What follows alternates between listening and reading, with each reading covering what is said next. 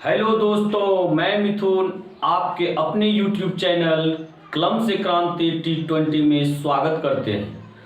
तो आइए आज आप लोग के लिए एक शानदार टॉपिक लेकर के आए हैं जो कि रहेगा अपरिमेय संख्या। देखिए यहाँ पे क्वेश्चन हम लिख रखे हैं और आज आप वीडियो के साथ बने रहिए। आज आप लोग को एक ऐसा क्वेश्चन बताएंगे जिसका उम्मीद की 90% उम्मीद रहेगा आपके बोर्ड एग्जाम में आने का। 90% उम्मीद है क्या बोर्ड में आएगा तो आएगा। तो आप शुरू से अंत तक वीडियो को देखिए। आपको उम्मीद करते हैं वीडियो बहुत अच्छा लगेगा आज का। तो देखिए ये क्वेश्चन जो है, सबसे पहले ये शॉर्ट टाइप क्वेश्चन जो कि आपका ऑब्जेक्टिव में इस तरह का क्वेश्चन पूछा जाता है। थोड़ा सा हम इसके बारे में बता दे रहे हैं। आप देख पा रहे होंगे भारतीय वन किताब का जो है एक्सरसाइज 1 का C पेज नंबर N22 आप अपना बुक निकाल करके इस सवाल को देख सकते हैं। आपके बुक से ही लिए हैं, क्लास 10 से। तो देखिए यहाँ पे क्या रहा है, √15 एक डैश संख्या है। तो सभी में भरना है परिमेय या अपरिमेय, परिमेय या अपरिमेय। तो भाई √15 कैसी संख्या है, आपको हम परिमेय और अपरिमेय से परिचित करा चुके हैं।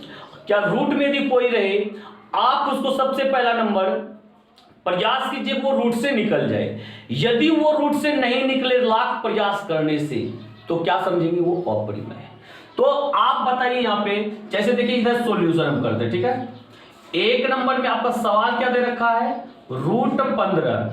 तो बताइए √15 को क्या कर सकते हैं अधिक से अधिक 3 गुना 5। क्या रूट से निकल सकता है? तो बोलिएगा सर ये तो नहीं निकल सकता। नहीं निकल सकता है तो क्या हो गया, अपरिमेय हो गया।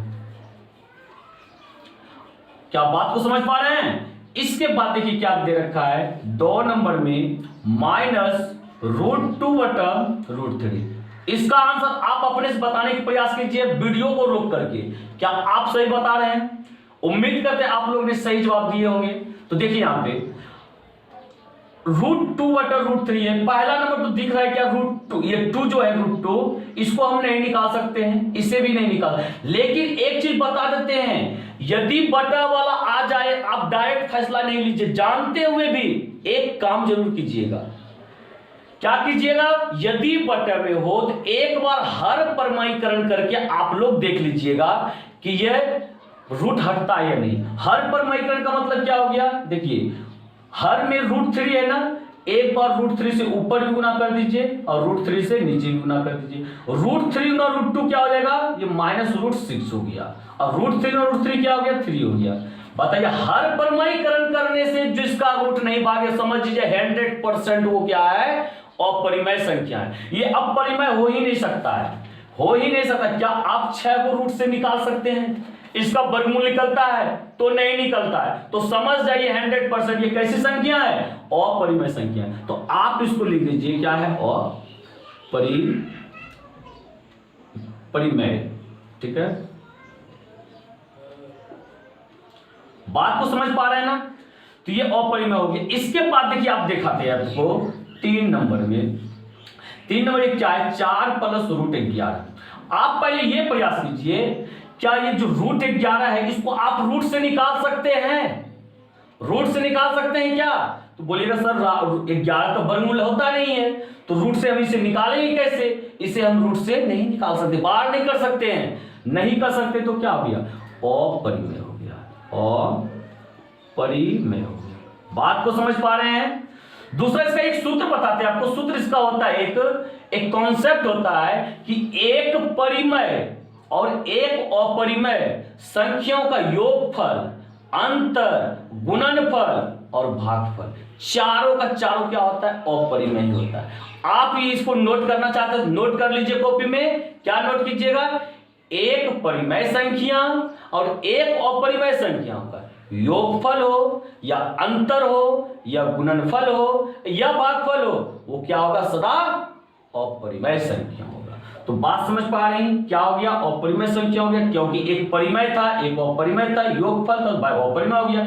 यहां पे बात रहा अंतर भी रहता तो अपरिमेय होता, गुणनफल भी रहता तो अपरिमेय होता और भागफल भी रहता तो अपरिमेय ही होता। बात को समझते जाइए और बातों को समझते हुए आगे बढ़ते जाइए। आज जो है बहुत मजा आने वाला है, आज जो है इस वीडियो में बहुत मजा आने वाला है। आज को बहुत आपको सीखने को मिलेगा, आप ध्यान से रखिए। देखिए 1/√5, 4 नंबर देखिए क्या करता है 1/√5।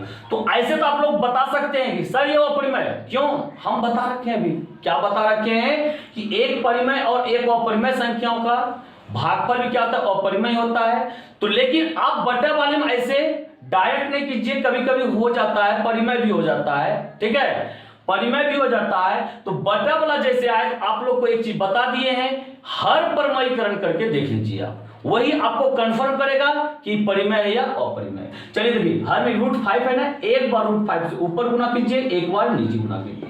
√5 × 1 क्या होगा, √5 हो जाएगा। √5 × √5 क्या होगा, 5 होगा। क्या ऐसा करने से भी रूट हटा, क्या नीचे से तो घट गया लेकिन ऊपर में रूट आ गया।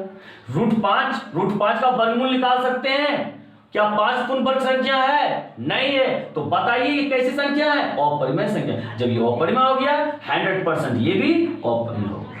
क्या आप बात को समझ पा रहे हैं, अपरिमेय हो गया। अब देखिए आगे यहां पे क्या करता है, 5√8/√2 डैश संख्या है। अब देखिए यहां पे आप बोलिएगा सर ये भी अपरिमेय संख्या होगा ना, तो देखिए आप इसका जवाब देने का प्रयास कीजिए। 5√8/√2, आप इसका जवाब देने का प्रयास कीजिए कैसा संख्या है। वीडियो को रोक करके आप खुद से बनाइए इसको और बताइए कैसा संख्या है, बिल्कुल बताइए। तो उम्मीद करते हैं आप लोगों ने सही जवाब दिए होंगे। तो देखिए अब हम बताते हैं, यहां पे क्या बताएं, बटा में यदि रहे तो आप परिमयीकरण कीजिए। चलिए देखिए हर में √2 है, तो क्या करेंगे हम लोग, √2 से ऊपर भी गुना, √2 से नीचे भी गुना। आप बताइए ये 5√8 गुना √2, बताइए √8 गुना √2, √16 होगा ना, और यहाँ 5 था, 5√16 होगा। √2 गुना √2 क्या हो गया, 2 हो गया। अब आप बोलिएगा सर ये √16 जो इसका वर्गमूल हम लोग जानते हैं 4 होता है, 16 का लोग 4 गुना 4 लिख सकते हैं, यानी एक 4 बाहर निकाल सकते हैं। 16 का वर्गमूल 4 हो गया, बटा में 2 काटा दीजिए, 2 दूनी 4 यानी 5 दूनी 10, तो कुछ भी हो रूट तो नहीं है ना, तो कैसी संख्या हो गया, ये एक परिमेय संख्या हो गया। क्या बातों को समझ पा रहे हैं आप, क्या रियल में इसमें मजा आया आपको। अब यदि एग्जाम में आपको ऑप्शन वाला में ऑब्जेक्टिव में दे दे 4 कोई ऑप्शन दे दे, बोले इसमें से बताइए कौन परिमेय संख्या है, क्या आप चारों ऑप्शन को चेक करके बता सकते हैं, या तो बोले कौन अपरिमेय संख्या है, क्या आप बता सकते हैं। 100% आज के बाद आप लोग नहीं फंसेगा, उम्मीद करते हैं। चलिए इसके बाद हम आपको आगे लेके चलते, क्या सिद्ध करने वाले में, कि सिद्ध करके दिखाना। हम लोग जानते हैं √3 अपरिमेय संख्या है, पर इसे सिद्ध करके दिखाना है क्या अपरिमेय संख्या ये है। तो वो चीज आपको लेके जाते हैं जो कि 90% उम्मीद रहता है एग्जाम में आने का। बात को समझ पा रहे हैं। चलिए देखिए क्वेश्चन लिखते हैं बोर्ड पर। तो देखिए आप सवाल को बोर्ड पे देख पा रहे होंगे, क्या बोर्ड पर है, सिद्ध करें कि √3 एक अपरिमेय संख्या है। क्या सिद्ध करना है, √3 एक अपरिमेय संख्या है। VVI क्वेश्चन आपका है, VVI क्वेश्चन है। ये जो बोर्ड एग्जाम में 90% उम्मीद रहता है आने का। अब बात रहा क्या, √3 ही नहीं बल्कि इस टाइप का क्वेश्चन, मेरा कहने का मतलब इस टाइप का क्वेश्चन आने का संभावना रहता है। तो आप इस चीज को आज जो अच्छी तरह से देखिए और अपने दोस्तों के साथ भी शेयर कीजिए कि आज का टॉपिक जो जबरदस्त टॉपिक है, आप इसको देखना ना भूलें। तो देखिए सबसे पहले क्या कहता है, सिद्ध करें कि √3 एक अपरिमेय संख्या है।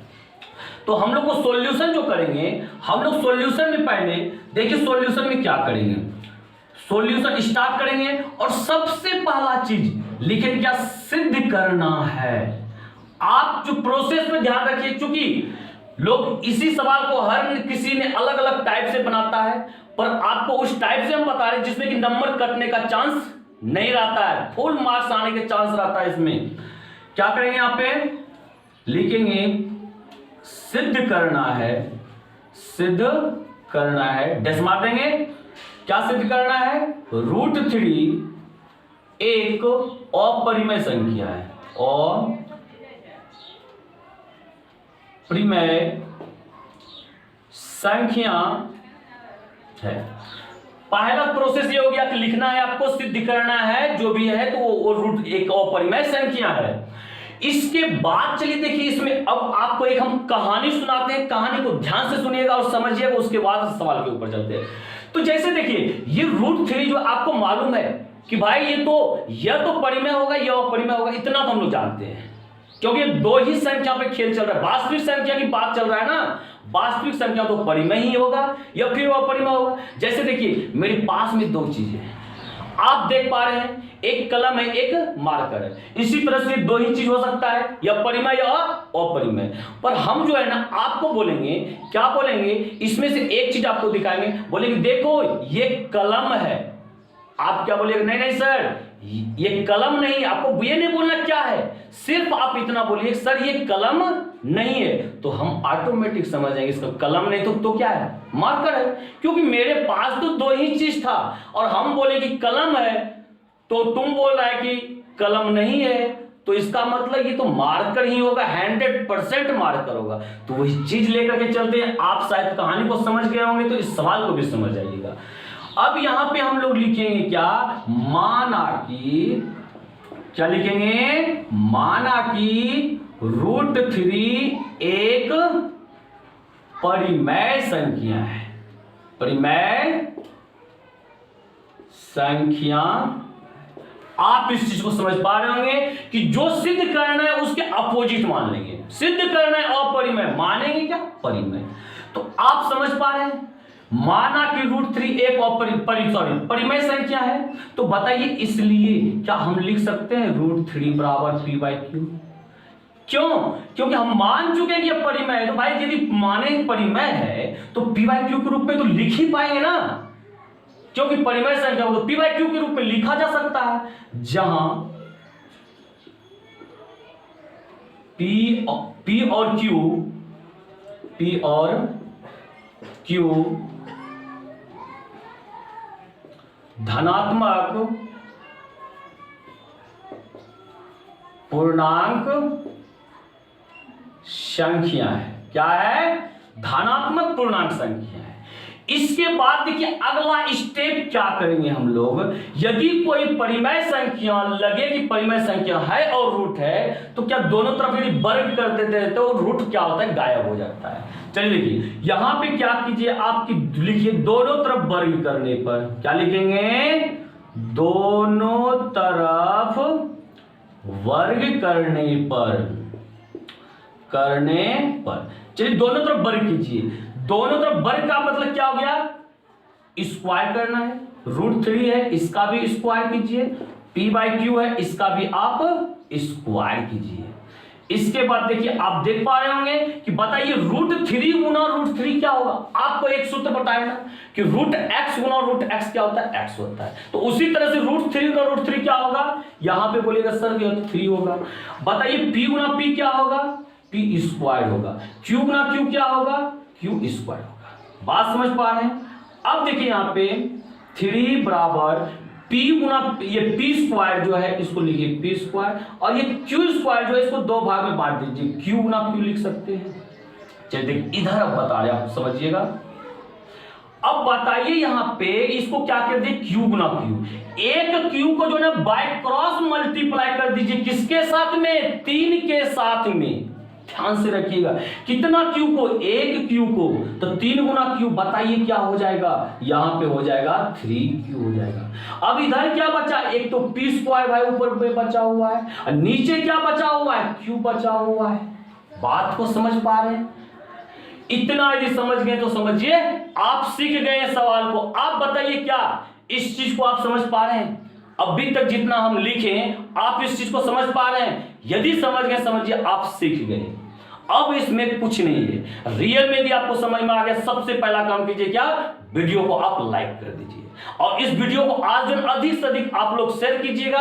यदि सच में हमसे आप प्यार करते हैं तो, आपको सच में ये वीडियो पसंद आ रहा हो, आज अधिक से अधिक आप लोग शेयर कीजिएगा। तो देखिए अब आपको यहाँ पे क्या बता रहे हैं, तो बोलिए यहाँ पे एक चीज, अब गौर से मेरा फिर से कहानी सुनिएगा, क्योंकि कहानी में भी इसका प्रोसेस है। अब बताइए यहां 3q जो है ना, यहां पे देखिए हम लिख रखे हैं कि p और q एक धनात्मक पूर्णांक संख्या है। किसी पूर्णांक संख्या में पूर्णांक संख्या से भी गुना कर देंगे, क्या वो एक पूर्णांक संख्या ही होगा ना। आप यहां पे इसका मतलब 3q जो है क्या है, पूर्णांक संख्या, पूर्णांक संख्या। अब इसके बाद देखिए ये क्या हो गया, p²/q। ये आपको कैसा संख्या दिख रहा है कि भाई ये तो भिन्न संख्या है, क्योंकि भिन्न में लिखा हुआ है p²/q, इसको क्या बोलेंगे, भिन्न संख्या बोलेंगे। तो ये हो गया आपका क्या, भिन्न संख्या, भिन्न संख्या। तो अब बताइए इस लाइन से हमको क्या पता चलता है, भाई ये दोनों बराबर है, जिसमें कि एक पूर्णांक संख्या एक भिन्न संख्या है। तो भाई यहां पे इसका कहने का मतलब है कि पूर्णांक संख्या बराबर क्या होना चाहिए, भिन्न संख्या। तो चलिए हम लिखते हैं, क्या लिखते हैं, पूर्णांक संख्या बराबर में भिन्न संख्या, भिन्न संख्या। क्या ऐसा हो सकता है क्या, कभी पूर्णांक संख्या भिन्न संख्या बराबर हो सकता है। आपको हम बता चुके, कोई भी क्या कहता है, पूर्णांक संख्या की भी परिभाषा बता चुके हैं, भिन्न संख्या की परिभाषा बता चुके हैं। आप इतना समझ लीजिए कि पूर्णांक संख्या जो है ना कभी भिन्न संख्या बराबर नहीं होता है, यानी कि ये चीजें जो है असंभव है, असंभव है। ये चीज क्या है, असंभव है। अब आप एक चीज ध्यान दीजिए, जब भाई साहब ये असंभव होगा तो ये भी तो असंभव ही होगा। ये जब असंभव, ये बराबर नहीं हो सकता, ये भी बराबर नहीं हो सकता। और जब ये बराबर नहीं हो सकता है तब समझ लीजिए क्या, ये भी बराबर नहीं हो, क्योंकि इसी में से तो ये आया है। और जब यही बराबर नहीं तो इसका मतलब ये भी मेरा गलत हो गया मानना, ये भी बराबर नहीं हो सकता। जब ये बराबर गलत हो गया इसका मतलब ये जो माने हैं कि एक परिमेय संख्या है, ये भी मेरा मानना क्या हो गया, गलत हो गया। अब बताइए क्या मेरा मानना वहां पे था गलत, क्या था, हम बोल रखे थे इसको कि पेन है, मानना मेरा गलत था ना कि पेन ये नहीं था तो मार्कर था। वही चीज यहां हो गया आपका, ये मानना गलत है कि यह एक परिमेय संख्या। बताइए अब आप, जब ये परिमेय संख्या नहीं तो कैसा संख्या होगा, सही जवाब है क्या, ये एक अपरिमेय संख्या। तो यहां क्या लिख सकते हैं, अतः √3 एक क्या है, अपरिमेय संख्या है, अपरिमेय संख्या है। क्या प्रूफ हो गया, यही चीज तो प्रूफ करने के लिए कहा था, सिद्ध करें कि √3 एक अपरिमेय संख्या, और हो गया ये प्रूव्ड। लिख दीजिए यहां पे प्रूव्ड। क्या आप इस बातों को समझ पा रहे हैं, बिल्कुल अच्छी तरह से आप लोग समझे होंगे। इस चीज को, इस सवाल को पहले आप अपने कॉपी पे बनाने का प्रयास कीजिए। यदि इस चीज को आप उतारना चाहते हैं, वीडियो को रोक करके पहले आप कॉपी पे उसको उतारिए, फिर जो उस चीज को बंद करके आप खुद से बनाइए। इसके बाद आज आपको HW क्वेश्चन दे रहे हैं, उसको आप बनाने का प्रयास कीजिएगा। यदि नहीं बने तो 100% आप कमेंट करके हमको बताइएगा, और आपके लिए वो हम जरूर बताएंगे। तो चलिए देखिए, आपके लिए हम क्वेश्चन लिख रहे हैं, बोर्ड पे ध्यान दीजिएगा। देखिए आपको यहाँ पे, आप इस चीज को देख पा रहे हैं क्वेश्चन को, ये क्वेश्चन हम दे रखे हैं। आप 100% हम उम्मीद करते हैं आप इस सारे क्वेश्चन को बनाइएगा। आप जो है ना, जो इसमें से नहीं बने आप हमको कमेंट करके बताइए। जैसे देखिए 1 नंबर का सवाल हुआ है, 2 नंबर का, ये 3, ये 4, ये 5 और ये 6। जो नहीं बने डायरेक्ट आप सिर्फ नंबर लिख दीजिए, सर इतना नंबर का नहीं बना। यदि आपसे 4 नंबर नहीं बने तो लिख दीजिए, √11 का नहीं बने तो लिख दीजिए कि आप 4 नंबर हमसे नहीं बना। 100% आप लोग को हम कल बताएंगे, ठीक है। तो अधिक से अधिक आप इस चैनल पे दोस्तों को जुटाइए। तो इसी के साथ जय हिंद, जय भारत।